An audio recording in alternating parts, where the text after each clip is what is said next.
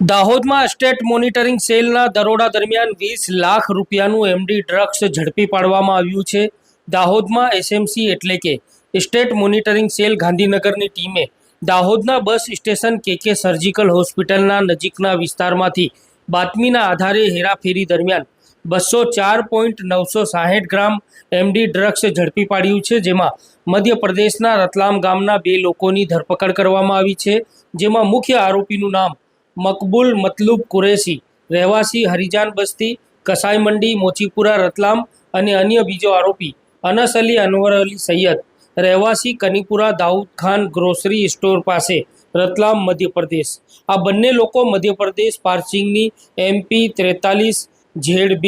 0405 નંબરની ગાડીમાં 204.960 ગ્રામની વજનનો MD drugs ગુજરાતમાં ક્યાંક લઈ જવાઈ રહ્યો હતો, ત્યારે ગાંધીનગરની સ્ટેટ મોનિટરિંગ સેલને બાતમી મળી હતી અને બાતમીના આધારે વોચ દરમિયાન એમડી ડ્રગ્સ દાહોદ શહેરમાંથી ઝડપી પાડવામાં સફળતા મળી છે.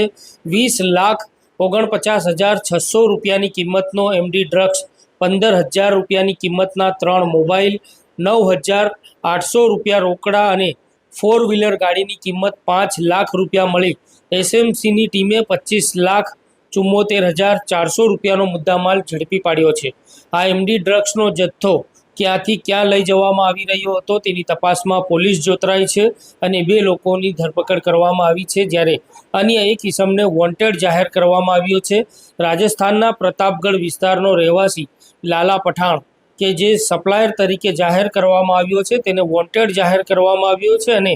દાહોદના B ડિવિઝન પોલીસ મથક ખાતે એસએમસીની ટીમે ગુનો નોંધી આગળની વધુ તપાસ હાથ ધરવામાં આવી રહી છે. ત્યારે દાહોદમાં એસએમસીની ટીમના દરોડાને લઈને ડ્રગ્સ માફિયાઓમાં ફફડાટ ફેલાવા પામ્યો છે.